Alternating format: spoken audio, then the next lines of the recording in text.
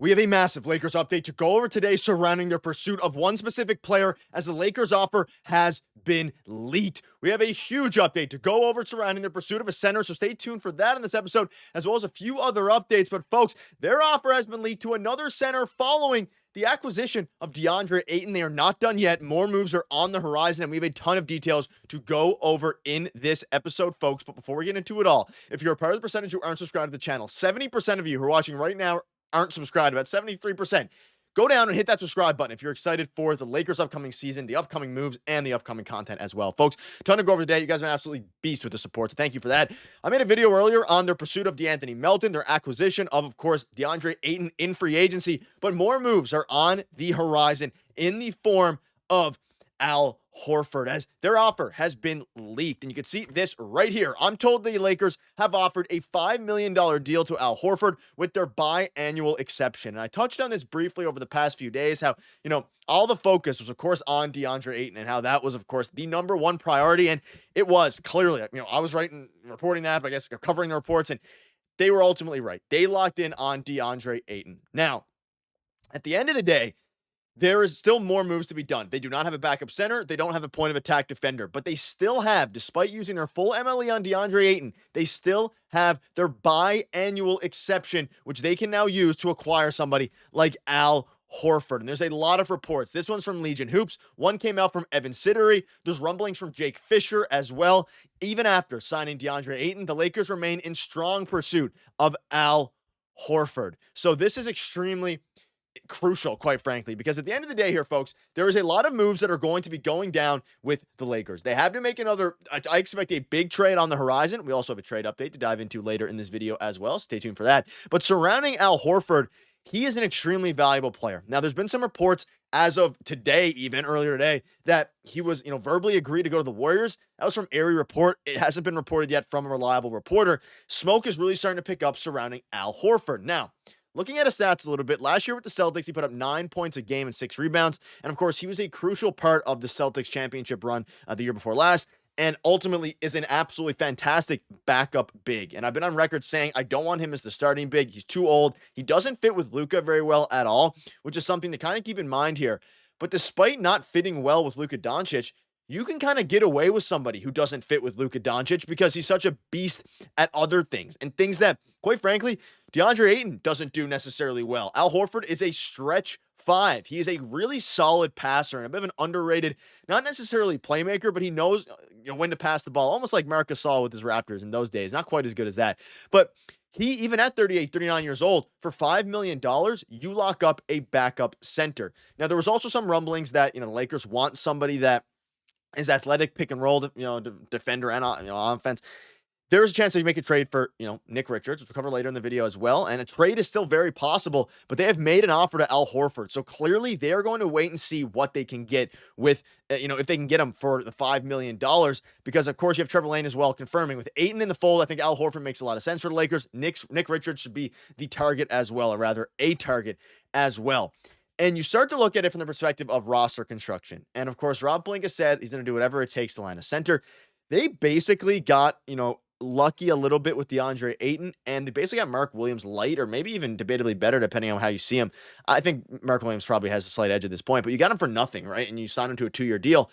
You need to now complement, their skills. DeAndre Ayton, he's a bigger guy. He can score in the post, not a great defender, a very good rebounder. You can get somebody, and he's not super athletic, but he's also not unathletic by any means. You could get somebody even like a Jackson Hayes, but a Nick Richards, or you kind of go the other route here and you get somebody who can shoot off of the bench. You can maybe even play some of the small ball 4 if you really, if Ayton turns out extremely well. And there's been reports that, Luka's really excited to play with DeAndre Ayton, and it makes sense. They're part of the same draft class. I'm sure they have some sort of relationship there. And if DeAndre Ayton locks in and really focuses this year and kind of gets rid of all the stuff and the fluff outside of the team, you can really lock yourself down. Now, let's dive into kind of what, is also happening here. So I'm told the Lakers aren't done and are currently exploring trades to land a backup center. Their plan has become very clear, right? The offer got leaked at $5 million. If they do not go ahead and sign Al Horford and he decides to either retire or go to the Warriors, like is predicted, either Warriors, Lakers, retirement, he can then, the Lakers, that is, Rob Pelinka, pivot and use some of the assets you have for a trade. You have Dalton Knecht, you have your 2031 first, you have 3 swaps available. You have, of course, have some salary filler you can use as well, expiring contracts in Maxi Kleber, Gabe Vincent, and Rui Hachimura. You're in a very solid spot. And as you look at the current construction of the team, you have Luka, Reaves, LeBron, Rui, and Ayton. For the first time, we have their starting lineup. Their starting lineup is locked in. Now, the reserves, on the other hand, you have Gabe Vincent, you have Jake LaRavia, who would probably be one of the probably the 6th man or 7th man. You have Jordan Goodwin, Bronny James, Dalton Knecht, Shake Milton. Like, that bench is awful. It is putrid. And unless, bearing Gabe Vincent having a breakout year, even Dalton Knecht having a breakout year. And by breakout for Gabe Vincent, I mean getting back to the days where he played with the Miami Heat in the playoffs before he signed the MLE with the Lakers. Or Dalton Knecht showing what he showed for the first half of the year before kind of getting phased out once he, his shooting stroke went away a little bit, and defensively he's, atrocious as well. And I'm not hating on Dalton Knecht. I actually think he's a very solid player, but his effort defensively was bad last year. Got a little bit better when Luka came back. And I might sound like I'm being hard on some of these guys. Like, this team needs to compete this year. All this talk about, them saving cap space for 2027. You have Luka Doncic in his prime, and you have LeBron James in his last year of his contract. Get it done now. And that's what it seems like they're doing. If you put Al Horford into the mix here, you add a veteran who can help control the bench. You can then run bench units of Austin Reaves with Al Horford at the 5. You can run units with Luka Doncic and Al Horford at the 5, where you're running 5 out, you're running pick and rolls with LeBron, and they can stretch the floor. And against teams that maybe are bigger or slower, you can have Al Horford out there. And if for teams that, are maybe a bit younger, or you want to take advantage of offensively, you can have DeAndre Ayton out there, and you can have lineups with both of them. I probably prefer the lineup of, Nick Richards over Al Horford. I think Nick Richards is probably a better fit around Luka.